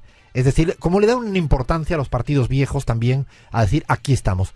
¿Y quiénes son, Lea? ¿Quiénes son los partidos que todavía viven? No sé cuál es el partido, no tengo ni idea, la verdad, cuál es el partido más viejo en América Latina. No tengo ni idea. Los dos partidos más antiguos, Alfredo, de América Latina, tenía razón nuestro compañero oyente, son uruguayos. Y fueron ¿Uruguayos? Exactamente, fueron fundados en 1836. Espérate. 1836. Estamos hablando del Partido Nacional o Partido Blanco y el Partido Colorado, a no confundir con el Partido Colorado Paraguayo. Además de estos dos partidos uruguayos, hay otros pocos también que sobreviven y que fueron fundados en el siglo pasado, muy cercana a la independencia de estos estados. Estamos hablando, por ejemplo, de la Asociación Nacional Republicana, el Partido Colorado de Paraguay, que fue fundado en 1887, el Partido Radical de Chile, fundado en 1863, que hoy ocupa cierto lugar dentro del gobierno de Boric, y la Unión Cívica Radical Argentina de 1891, que fue fundada, en 1891, ahí muy cerca del principio del siglo XX, y que aún hoy pervive y fue hace muy poco gobierno junto al PRO de Mauricio Macri. En América Central hay un solo partido originado en el siglo pasado que sigue vigente, es el Partido Liberal de Honduras, que fue fundado en 1891. ¿Ese es el partido de Mel Zelaya? Exactamente, es en 1891. Claro, porque fundado. Mel Zelaya luego se transita libre, ¿no? Pero en ese partido, cuando a él le dan el golpe en Honduras, sí, él es electo con el Partido Liberal, anuncia la constituyente y le dan el golpe de Estado. Exactamente, Alfredo. Y también tenemos un poquito más ya en Nicaragua, por ejemplo, son todos más recientes, salvo el Liberal Independiente, que es de 1944, que nació como una ruptura del somocismo. En El Salvador, el más antiguo es el Demócrata Cristiano, que ya data de 1960. ¿Los cristianos tienen tanto tiempo? Sí, el Demócrata Cristiano es de 1960. Porque luego se creó otro que ha sido el más importante, es Arena, que fue la derecha reconcentrada ahí, ¿no? Pero ya fue un poquito después de la fundación del Demócrata Cristiano. Y en Cuba tenemos en 1961 el Partido Comunista. Estos serían este es el panorama de los partidos más antiguos en América Latina, en América del Sur y el Caribe. Vamos a hablar, si querés, un poquito de los más antiguos de todos. ¿De México tienes algún dato, Leo? De México tenemos, porque me interesa Alfredo, saber, porque también el PRI sería otro, no sé de cuándo, la verdad que no sé de cuándo. Estamos hablando de 1929. El PRI se funda, fue el partido gobernante de México durante 70 años consecutivos. de 1929 Pareciera que está en su ocaso, ¿no? al 2000. Está un poquito en su caso, pero nunca No. hay que subestimar, ¿no? A un partido tan No, lo que a mí, longevo. fíjate, eso es cierto, pero hay una inteligencia política de Andrés Manuel López Obrador, eso me Sí. lo contó un día en una conversación Marcelo Ebrard, el actual canciller y precandidato presidencial, que me hizo pensar mucho. Luego se lo pregunté a Claudia Sheinbaum, ¿no? La alcaldesa de Ciudad de México, aquí al aire a la pizarra, y es que el proyecto de Morena, liderado por Andrés Manuel, tuvo la habilidad también de apropiarse de toda la simbología De y la de revolución. ciertas esencias del PRI. Exactamente. Es decir, dejó del PRI todo lo que fue el acople neoliberal del PRI, todo lo que hizo mal el PRI, que fue creando su propia tumba, pero en cambio, y con mucha inteligencia, dijo, yo me quedo hasta con el símbolo de la Guadalupe, me quedo con el símbolo de las nacionalizaciones, me quedo con esencias de la soberanía mexicana. de que la está- primera constitución de la Eso. Revolución Mexicana. Me pareció muy, muy interesante. Del cardenismo. Del cardenismo, exactamente. Como yo creo que también es cierto que es la tercera decisión. El PRI se escinde en el PRD y luego el PRD se escinde en Morena. Exacto. Claro, por eso digo, no que lo subestimo, pero yo creo que está en su caso como ya siglas, ¿no? Sí, Alfredo, en sus inicios podemos decir que se definió como un partido con ideales nacionalistas, progresistas, de izquierda, marcados obviamente por la Revolución Mexicana, porque nació siendo el partido institucional de la Revolución Como los Mexicana. colorados paraguayos, que Como los mucha colorados gente, paraguayos. quizás no teniendo perspectiva histórica, cree que hoy en día, pues claro, en las últimas décadas los colorados paraguayos, la ANR, son de ultraderecha o de derecha, sí lo son, claro, pero tienen orígenes también incluso que hasta han participado en internacionales socialistas, Sí. es decir, tienen ahí unas bases. Bueno, yo me estoy acordando ahora de un partido boliviano, Gaby, que es el MNR. Tú podrás contar mejor la historia, ¿no, Gaby? De esos vaivenes de un partido también histórico. No sé si tienes el dato de Bolivia, lo tenemos la Gaby ahí que nos ayude. ¿Cuáles son los partidos más viejos en Bolivia, no? El MNR fue fundado en 1942, Alfredo. Claro, yo lo tenía muy previsto en la 1942. revolución del 52, ¿no, Gaby? Me corregirá con Paz Estensoro. Me parece que fue el presidente en ese momento, ¿no? Pero ya lleva mucho tiempo, ¿sigue estando vigente todavía, Gaby? Bueno, yo creo que está en un ocaso mucho mayor que el PRI en México, ¿no? O sea, está prácticamente en vías de extinción el MNR, aunque hay territorios en el país en los que esa identidad MNRista persiste, ojo, ¿no? Y yo creo que sucede con muchos de estos partidos antiguos que han llegado a su ocaso, que tienen bastiones territoriales en nuestros países sorprendentes. Y hay intelectuales, ¿no? Que todavía tienen como esa tradición de formación en esos viejos partidos, que incluso te cuesta trabajo tener como una relación fácil con ellos. Yo recuerdo cuando llegué a Bolivia, a ver si me equivoco, Gaby, corrígeme, Jorge Richter puede ser un constituyente menerrista que era de la vieja guardia. Y claro, al final tienen ciertas raíces de principios más... Es el padre, ojo, es el padre del actual vocero Ah, no presidencial. sabía eso. Es el padre del actual vocero presidencial. Bueno, Fue y constituyente y un constituyente de esa vieja Exacto. escuela MNRista. Y Sí. un detalle de lo complejo que es analizar la identidad hoy por hoy del MNR es que dio a luz presidentes como Víctor Paz Estensoro y presidentes como Gonzalo Sánchez de Lozada. Digo, esa amplitud tuvo, ¿no? claro, es que bueno, Paz Estensoro, si no recuerdo mal, Gaby, en el 80 y tantos, cuando él vuelve a ser, creo, él vuelve ya, ahí él toma las riendas de las políticas neoliberales, ¿no?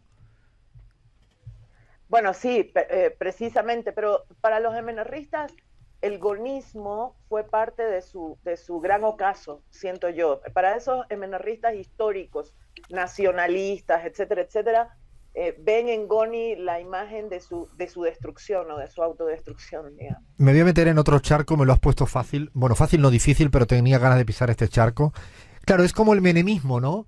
Donde el peronismo, un cierto sector del peronismo lo mira como diciendo esos no son, y en cambio Javier Milei dice ese es el mejor gobierno de la Argentina, ¿no? Bueno, hablando de Argentina, Lean, también creo que me has dicho el dato, yo no lo sabía, del De la Partido Unión Radical, Cívica ¿no? Radical, así Que- es. ¿Y Claro. qué más hay? ¿Qué otros partidos son así viejos? Bueno, tenemos el Partido Socialista, que actualmente también fue fundado más o menos en la misma época del siglo pasado. Ese es el que tuvo de candidato presidencial a Birner. Es el que tuvo de candidato presidencial No, a esto sí Birner me acuerdo. en una alianza amplia que también incluyó a cierto sector del radicalismo, incluso hubo sectores de los movimientos sociales apoyándolo. Luego el socialismo se plegó, hoy por hoy está totalmente plegado, si se puede decir, a la candidatura de Horacio Rodríguez Larreta. en una alianza de centro-derecha. La Unión Cívica Radical, como bien decíamos, es un partido con una identidad, si se quiere, fundacional, nacional y popular. Su primer presidente fue Hipólito Yrigoyen, pero también dio a luz a presidentes de corte claramente neoliberal como Fernando de la Rúa, fue el último presidente. ¿Será inevitable, me estás provocando una pregunta, será inevitable que cuando un partido tiene tanta tradición histórica, tantos años, incluso algunos siglos, décadas, es inevitable que al final haya de todo al interior? Es decir, no pueda tener tan homogénea la identidad política y acabe habiendo, no sea tan abarcativo, tan heterogéneo, porque mira, si vemos los radicales, Sí. vemos el PRI, ¿no? Vemos el PRI, vemos el MNR, vemos el MNR, el Partido Colorado. el Partido Colorado. El Partido Colorado, en Colombia también, ¿no? el Partido Liberal Colombiano también y el Partido Colorado Uruguayo también, que dio a luz a tendencias dentro del coloradismo como el bachismo, que está relacionado con, si se quiere, una identidad estatista, nacionalista, y de repente también tenemos a un Julio María Sanguinetti dentro del Partido Colorado Uruguayo. Bueno, el peronismo, el PJ también, ¿no? PJ, que tienes, claro, yo creo que cuando tienen tantas décadas de vida, ¿sí? Pareciera, digo, lo estoy pensando sobre la marcha a medida que te escuchaba, como pareciera inevitable, ¿no? Que tengan tantas facciones, ¿no? Fíjate, lo voy a decir porque si no reviento. El MAS tiene 2 décadas de estar ahí y las discusiones al interior son cada vez más fuertes. Es casi inevitable que a medida que pasa el tiempo se vayan apareciendo esto, ¿no, Gaby? Sin entrar en el MAS, ¿no te parece que esto es un tema a discutir y casi a asumir y asimilar en la evolución de los partidos políticos de vieja data? Sí, sobre todo cuando son partidos políticos en la clásica lógica, ¿no? Porque hay otro tipo de partidos políticos que tienen una lógica mucho más, como es el caso del MAS, provienen de organizaciones sociales. En cambio, la lógica de partido de una intelectualidad que produce ideas probablemente tiene mucho que ver con lo que tú acabas de decir, ¿no? Y ahora para ir cerrando, Lean, ¿algún datito más así afuera de América Latina o algo que te quede pendiente de América Latina? Bueno, Alfredo, en Europa el Partido Conservador Británico, que acaba de recibir una paliza. Esta gente de los derrotados. Exactamente, es uno de los partidos más antiguos del mundo, fue fundado en 1834, pero tan solo 2 años antes que el Partido Colorado y el Partido Nacional Uruguayo. Se fundó a partir del partido Tory y fue uno de los partidos dominantes durante el siglo XIX junto al partido liberal. Luego esa hegemonía la compartió a partir de 1920 con los liberales. Claramente disminuyeron su caudal de votos y el partido laborista ahí emergió como la contracara del partido conservador en esta alternancia que tienen. En Alemania el partido socialdemócrata alemán también es muy antiguo, data de 1875 su fundación. Y de ese mismo partido socialdemócrata alemán es que nació la Liga Espartaquista, que llevó en 1919 a un intento de toma del poder muy parecido a lo que fue la Revolución Bolchevique en 1917. De ahí también nace el Partido Comunista Alemán, pero el Partido Socialdemócrata actualmente es uno de los más antiguos junto al Partido Conservador británico, que mucho más antiguo, en 1834. Ya ven que no todo es nuevo en las estructuras partidarias políticas en América Latina y en el mundo, y eso me parecía que era la manera también de enriquecer, problematizando lo que ocurre hoy en día en materia de crisis de representatividad. Es cierto que van apareciendo nuevos partidos, ahí en la Argentina hay nuevos partidos, aparecen nuevos partidos en España, aparece Morena, que es un partido reciente en México, la Revolución Ciudadana, la RC, que después se tuvo que cambiar las siglas porque el señor Lenín Moreno no se las permitió seguir. El MAS, que si bien es unas siglas prestadas y ya hemos contado alguna vez la historia al aire, pero que la hace fuerte el proyecto de encabezado y liderado por Evo Morales, pero son muchas actuales, pero siguen estando conviviendo, ¿no? En connivencia con algunas viejas. El PT en Brasil ya tiene sus varios años. También, ¿no? Tienen que tener sus años. También cuando llegan dictaduras que acaban arrasando con todo, luego tienen que resucitar. Algunos se pudieron quedar, como el Partido Socialista Español, que pudieron continuar sus siglas en el exilio. Creo que hay un poco de todo. Es interesante. El PSV venezolano, que es más de reciente creación, pero que le toca convivir con el Partido Comunista Venezolano, que viene de hace tiempo, que ahora parece que han roto relaciones. Bueno, era un poco poner un mapa complejo, una radiografía siempre compleja. Dime, Gaby. Alfredo, yo te propongo que adelante hagamos la otra cara de la medalla, que serían los taxipartidos, esos partidos que aparecen y desaparecen en una elección. Está Y bueno. que está pasando mucho en la región.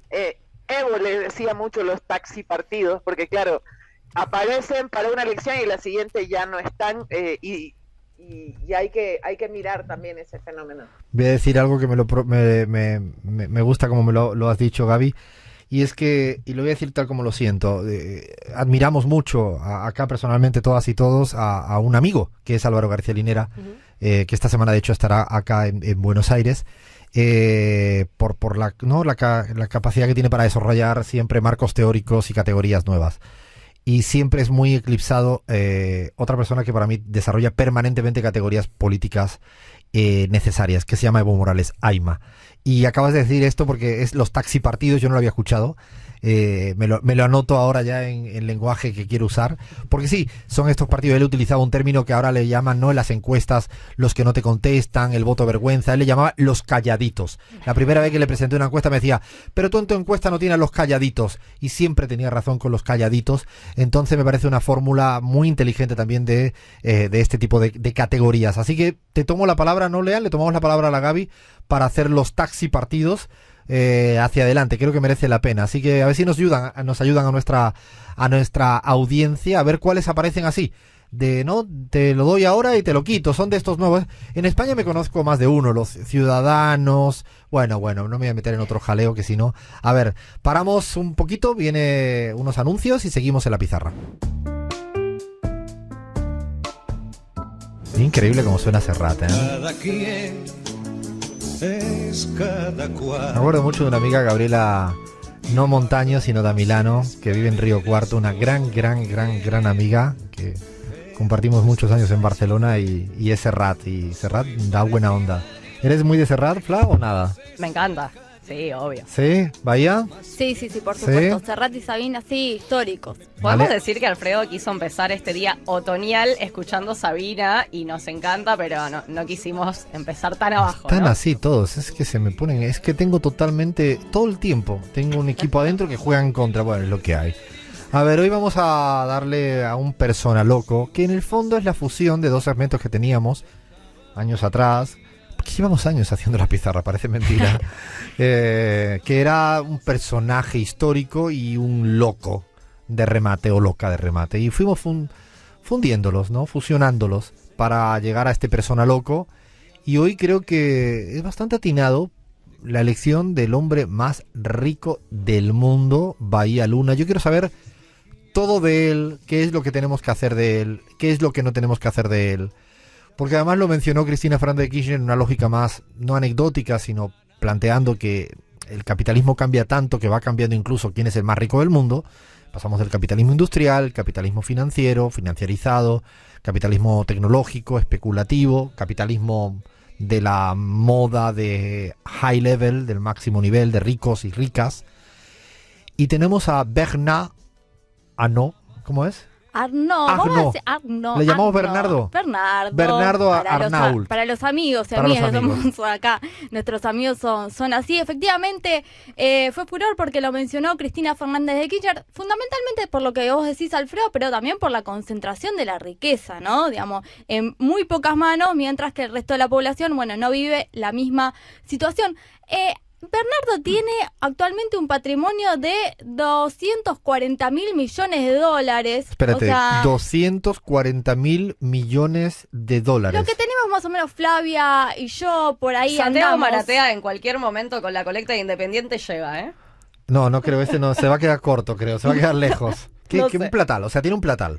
Exactamente, es el hombre más rico del mundo. Recientemente destronó a Elon Musk, que era el más rico, y ahora es Bernardo. Él se dedica a un montón de cosas, ¿Qué pero hace? fundamentalmente vende productos de Louis Vuitton, Kenzo, Givenchy. ¿Qué es Kenzo? Espérate, ¿qué es Kenzo? Son productos, digamos, de moda, de indumentaria, de perfumería, pero para las altas clases, ¿no? No es que le vende el perfume Paco y Mujercita, se me acaba de caer toda la cédula, para el consumo masivo de los cumpleaños infantiles. O sea, No. le vende todo a los muy ricos y ricas, ¿no? De eso ha ido haciendo una fortuna. Don entiendo. Periñón, por supuesto que la gente que tiene este tipo de negocios tiene negocios en todo, porque también tiene una cadena de hoteles, tiene un tren, Orient ¿Cómo que Express. tiene un tren? Sí, efectivamente. Entonces se va diversificando y hoy tiene... O sea, tiene un perfume y tiene un tren. Y claro, Es una cosa esto loca es un esta, ¿eh? imperio básicamente de más de 70 marcas de modas, cosméticos y productos que le vende a la gente de clase alta. ¿No le interesará tener un programa de radio? Y no le demos ideas, quizás ya lo tiene. Yo O estoy sea, segura LP, que sí. suena mucho más cool. Ujú. LP, le vendemos LP, o sea, la pizarra para una clase alta y le hacemos comentarios así, Claro. que, no sé, la libertad avanza. Perdón, me estoy metiendo. No sé si les va a gustar mucho la clase alta en nuestro programa, pero capaz es un prejuicio nuestro, podemos proponérselo también. La realidad es que él hizo un negocio bastante, digamos, ahí por eso le dicen que es muy ingenioso, porque en el 84 él venía de una familia de constructora, ¿no? Una empresa más de construcción y negocio inmobiliario. Pero apuesta por una empresa que se llamaba USAC, que estaba adentro Christian Dior, que era lo que a él le interesaba, él estaba obsesionado con Christian Dior. Y entonces la empresa estaba básicamente casi quebrada, entonces hace una apuesta ahí y efectivamente después duplica, triplica su patrimonio. Hay una cuestión interesante que tiene que ver justamente con la política, porque él elige esa empresa y ahí se le dispara el pensamiento, se le prende la lamparita. Cuando va a Estados Unidos y en un taxi le pregunta al taxista si conocía el nombre del presidente de Francia en ese momento, y él le dijo, no conozco el nombre del presidente de Francia, pero conozco Christian Dior. Y ahí se dio cuenta cómo es más importante a veces estas grandes marcas que el de ser presidente, que ya lo vemos que es un cargo bastante ingrato, ¿no? De hecho, me acuerdo la frase de Manieto, ¿no? El dueño de Clarín, presidente, puesto menor.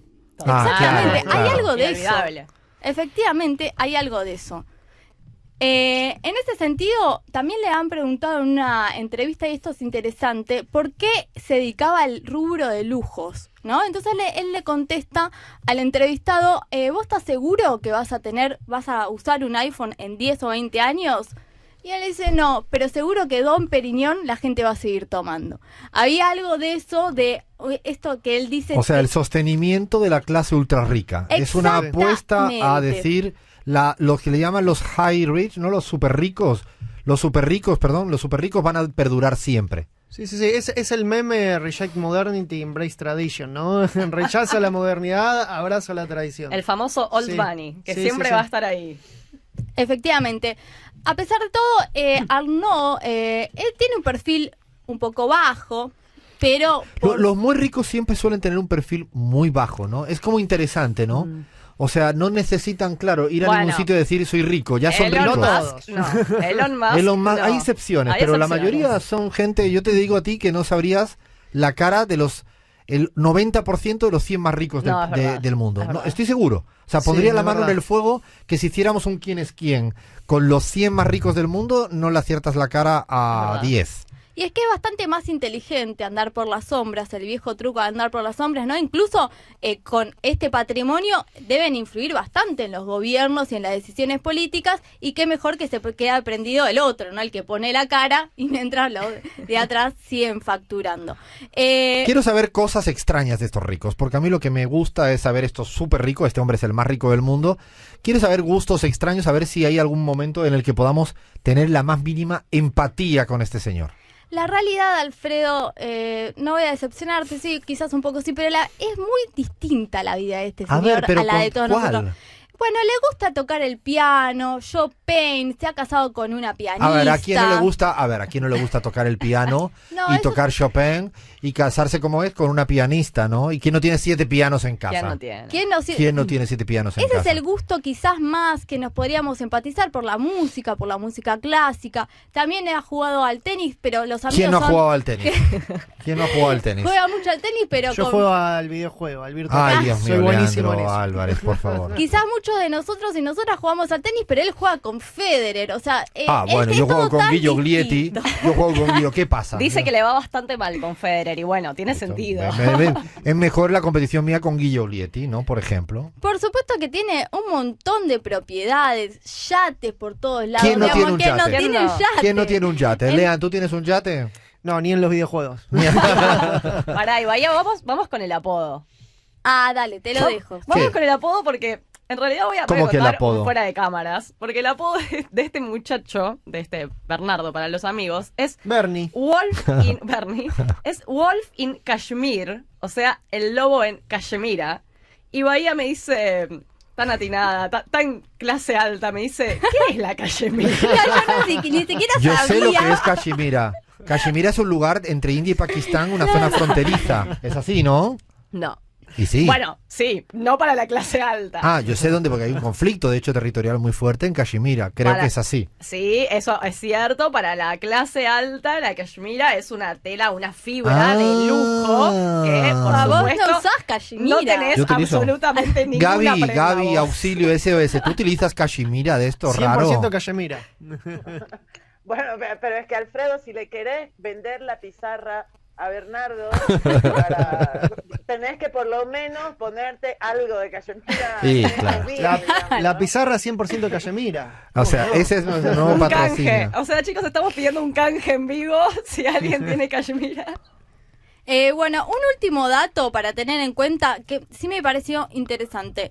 El pasado abril, manifestantes franceses tomaron la sede de Louis Vuitton en París, digamos, con manifestaciones bastante importantes porque se estaba dando una cuestión de reforma de las pensiones. Pero más allá de esa situación, me parece interesante en términos de cómo la sociedad también ve en esos lugares, ¿no? En los lugares de las sedes de Louis Vuitton o de Christian Dior, factores de mucho poder. Le decían, bueno, no tienen plata para generar una reforma de ese sistema. Bueno, acá está la plata. Que en definitiva eso también se refería Cristina Fernández de Kirchner en el discurso en el Teatro Argentino, ¿no? Digamos, la concentración y también como estos sectores generalmente no pagan los impuestos que corresponden, ¿no? No, pagar impuestos no, eso no se le da bien. Prefieren tener yates. Una pregunta ya para terminar, porque es lo que más me interesa del señor Bernie, que le habéis llamado Agno.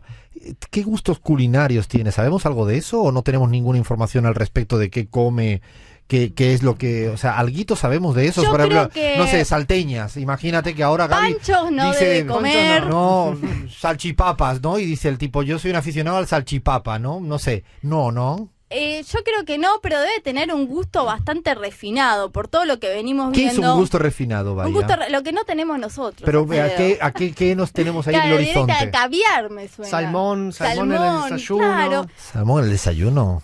¿Sí? La realidad es que aunque intentemos Sí, ahora es generar verdad que todo palta y empat- salmón está de Como que es cool. los ricos comen medio como los gatos, ¿viste? es difícil generar empatía con el muchacho más rico del mundo, genera más bronca que otra cosa, pero queríamos contar la historia de este persona loco. Todo lo que ha dicho Bahía no es lo que pensamos en la pizarra, es una opinión que además puede quedar expedida en cualquier... Cuando usted diga. Ah, cierto que eso no Pero, funcionaba pero, bien. Alfredo, si queríamos. ¿sabés dónde podemos conseguir una alternativa al señor Bernardo? Quizá en los que fabrican carteras Louis Vuitton falsificadas en alguno de nuestros barrios de Latinoamérica. Ahí de repente nos llegamos más fácil, digamos. O sea, la próxima encuesta que vamos a hacer es que al que vende carteras de Louis Vuitton falsificadas y conoce al señor Bernardo. Ese va a ser nuestro próximo trabajo de investigación. Nos queda, eso sí, en la pizarra nos queda un ratito más, imperdible, en redes sociales con Abuela. Seguimos. Muchísimas gracias a Alfredo Mancilla por todo lo que habla sobre África, sobre Sudán, sobre la hambruna que están padeciendo, que habla Irene de Olivos. Yo soy la presidenta de la Casa de África en Argentina, que se fundó hace 28 años y que desde entonces estamos luchando por todas estas tragedias que ocurren en el continente africano. Hola chicos, ¿cómo andan? Bueno, el nombre Bahía me parece divino y además que mi mamá con 92 años usa el WhatsApp, te manda videos, se comunica con mensajes, dibujitos y todo lo que le pidas. Además de usar la computadora y demás, ¿no? Ana de Lomas de Zamora. Un beso fuerte para todos y todas nuestras oyentes. Gracias a Irene y vamos a intentar siempre ponerle un poquito más el ojo a África. No somos especialistas, a veces no nos gusta surfear demasiado porque intentamos hacer las cosas con humor y con responsabilidad Pero sí, creo que es un continente olvidado. Nunca se me olvida el libro maravilloso de Kuczynski, de Richard Ébano, que es ese hermoso paseo por África. Gracias a nuestras oyentas, que muchas hay abuelas. Y han venido ya contando cositas de cómo se manejan con las redes sociales. Yo casi hubiera hecho un monográfico de mi mamá hoy en este segmento ahora, Flavia, porque ella es adicta a las redes sociales a sus 70 y... le tengo que quitar un año, pues si no se enoja. 71 años. No, 70 tengo que decir, pues si no se me va a enojar. 69. Te vamos a ir quitándole años, se va a poner feliz ella. Una genia, acá vamos a empezar la columna Abuelas, que bueno, efectivamente ya escuchamos un poco un mensajito de cómo usan las redes sociales las abuelas. Y vamos rápido con un audio de introducción, audio de Luisa, que nos contaba esto. Hola, soy Luisa Amadei, tengo 84 años, uso Facebook e Instagram y subo todo lo que me es cariñoso, interesante de mi vida personal, de la vida en general. Me encanta la comunicación que permiten estas plataformas. Y como soy una señora de muy poca familia, me entretengo mucho con estos hábitos, me comunico mucho por medio de ellos y me parecen fantásticos. Acá estamos escuchando a Luisa, que nos mandó específicamente para esta columna un audio. Un amor, un amor. Un montón a Luisa, y que queríamos usarla a ella de principio para dar pie a un par de estudios que estuvimos investigando de cómo es esta relación de abuelos y redes sociales. Hay un estudio que se llama La soledad de las personas mayores, que es un poco lo que comentaba recién Luisa, que dice que el 44% de las personas mayores de 65 años usa redes sociales, especialmente Facebook y WhatsApp, como principal estrategia contra la soledad, digamos. Desde el auge de las redes sociales, hay ahí abuelos, abuelas, personas mayores de 65 años que quizás no sean abuelos y abuelas, que están un poco compartiendo por Facebook y WhatsApp su vida, conociendo gente. Entonces este estudio dice que las personas mayores lo usan para estar en contacto con sus amigos o relaciones con personas que comparten sus intereses. Es interesante porque, claro, es diferente a como los jóvenes no lo pueden usar, que es como para interactuar, casi sustituyendo las relaciones sociales por esa otra vía. Y para las personas de cierta edad, de hecho, a mi mamá, cuando le expliqué cómo se utilizaba Facebook la primera vez, luego o el teléfono, el WhatsApp y todo esto, es como me lo agradece hasta hoy, claro. Porque el rato libre que tiene, que suele ser mayor de los que a otras edades se tienen, lo usan para eso. Exactamente, y uno diría, esta parte me pareció muy interesante, se cree, como la creencia popular es que los abuelos usan Facebook, que ese son el tipo de redes sociales en donde están, pero otro estudio que se llama TikTok, que se hizo el año pasado, 2022, demostró que el 24% de los abuelos tiene TikTok. No, ese no, ¿en serio? TikTok, ¿saben por qué? Porque quieren aprender a usar TikTok para pasar tiempo con sus nietos, como una estrategia de hacer TikToks juntos. Es interesante ese dato, nietos. O sea, 1 de cada 4 es mucho, Está muy muchísimo, bien, es un buen dato pero el 7% de los abuelos encuestados después dice que no tienen ellos TikTok, sino que ven la plataforma. Claro, porque es más difícil para ellos. Es más difícil interactuar y tener. De todas maneras, sí hay abuelos TikTokers que se han vuelto muy famosos, y quiero acá recordar un caso argentino que se llamó Belito. No sé si ustedes recuerdan. No tengo ni idea. De saber. Creo que sí. Sí, no me acuerdo. Belito fue un abuelo TikToker que falleció el año pasado, y de hecho fue en las redes, como se habló mucho de que cuando falleció Belito, porque fue un abuelo TikToker que se volvió viral porque la nieta una vez lo grabó, porque esto pasa mucho, que te graba el nieto, sube el video y vos te viralizás. La nieta lo grabó pidiendo una pizza napolitana grande con mucho ajo. Y se volvió tan viral el video de Belito, que lo vamos a dejar ahí en redes sociales, que empezó a ser el abuelo TikToker, y él agarró y empezó a aprender cómo usar TikTok. Entonces se hizo una cuenta en la red social y fue hasta invitado, esto para mí es una perlita, a la fiesta Brecht. Que los que no saben, ¿qué es la fiesta Brecht? Una fiesta centennial por excelencia. Y fue va él. Iniesta, va Lali Espósito, y fue Belito a sus más de 80 años a la fiesta buenísimo. Brecht. Nosotros también tuvimos el placer de hablar con Lucía, que fue la nieta que viralizó este video, así que esto nos contaba Lucía de Belito y la relación que tenía con TikTok. Hola, ¿cómo andan? Soy Lucía, la nieta de Belito, el abuelo de TikTok. Pasaba por acá a comentarles cómo fue que surgió todo esto de los videos de mi abuelo, cómo se relacionaba él con el tema de las redes sociales y de la tecnología. Primero que nada surgió porque él pedía pizza muy seguido a un restaurante y a mí me daba tanta risa como él se ponía nervioso mientras hablaba por teléfono, cómo se reía. Y un día dije, lo voy a filmar para tenerlo yo, para verlo con mi familia. Y quedó tan bueno el video, aparte de mí me encanta editar los videos para que sean más dinámicos y graciosos. Y quedó tan bien que dije, lo voy a subir de nuevo para que lo vean mis 2 seguidores y medio que tenía en ese momento. Y explotó. Al principio él no quería saber nada con el tema porque le daba mucha vergüenza. Él era un hombre muy elegante, muy serio, muy correcto. Y de nada lo estaban viendo en pijama, pidiendo pizza en el living de su casa. Y medio que le dio miedo. Hasta que salió a la calle y vio que todos lo reconocían, todos le pedían fotos. Cambió su vida de un momento para otro. Ese último año de él para mí fue el mejor de todos. Porque venía también de un momento duro por la cuarentena, que estaba estresado porque quería salir y no podía.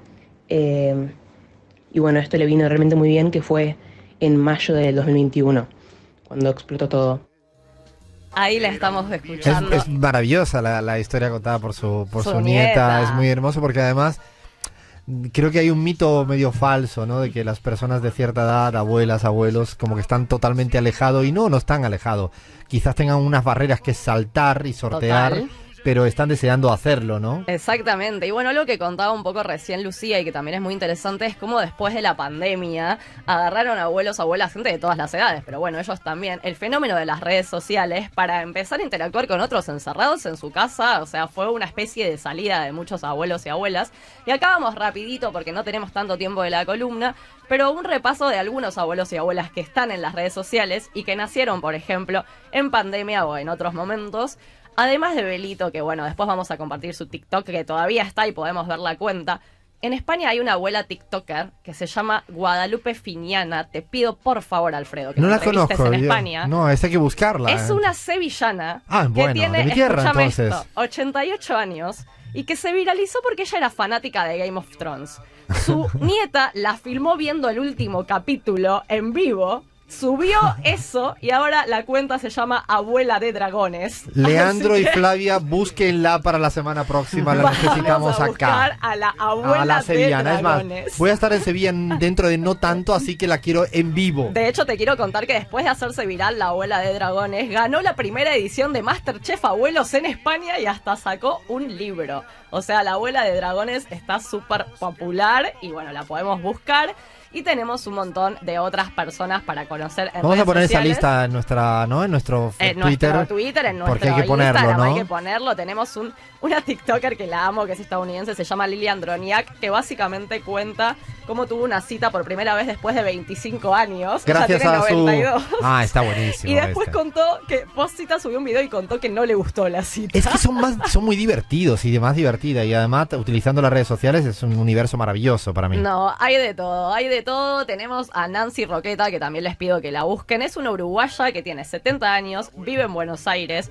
Hizo TikToks en pandemia, hoy tiene TikTok e Instagram. Tenemos un audio de ella, pero yo ya creo que no nos da el tiempo, así que después lo vamos a dejar para otro momento a Nancy. Y yo les propongo que busquen a esta persona que se llama Ganser Kravenhoft, que claramente no es de acá, es de Berlín, alemán, que es un berlinés súper cool que tiene más de 70 años y se volvió ícono de moda en Instagram. Bueno, así que yo les dejo el listado. Yo creo que ese listado lo quiero ya porque voy a empezar a seguirlos a todas y a todos, pero inmediatamente, porque además queríamos también abordar las abuelas desde ese otro lugar, ¿no? Del uso y abuso, ¿no? Y buen uso de las redes sociales, porque creo que a veces nos creemos que solo somos nosotras y nosotros, los más jóvenes, quien tiene ese privilegio, y no, nos negamos. Queremos seguir derrumbando mitos. Bueno, no hay más tiempo. No hay más tiempo. Lean, le damos las gracias a un montón de gente que hace posible que esto suene como suena. Así es, Alfredo, le agradecemos a Seba Merani que estuvo ahí en la magia de la Gracias, operación Sebas. técnica, a Fer Saninelli que también nos Gracias, banca toda la Fer, nos semana en banca la edición. siempre. Nacho Ferreira estuvo en el streaming de Radio 10, ya llega en Radio 10, Pablo Ladaga, y antes de irnos, Alfredo, me gustaría que nos despidamos con esta beso en forma de canción que le enviamos al rey de Inglaterra con este tema. A ver, dale. Dios salve a la reina o al rey. Dale. Esto es dedicado para el rey Carlos, ¿eh? El rey Carlitos. Carlos III, le mandamos un enorme besito en forma de canción de punk rock. Hasta acá vamos llegando, hasta acá llegamos, eso sí, con esta música rockera de sábado de 2 de la tarde dedicado para el rey de Inglaterra y con una amenaza siempre presente. Somos La Pizarra y hemos venido para quedarnos.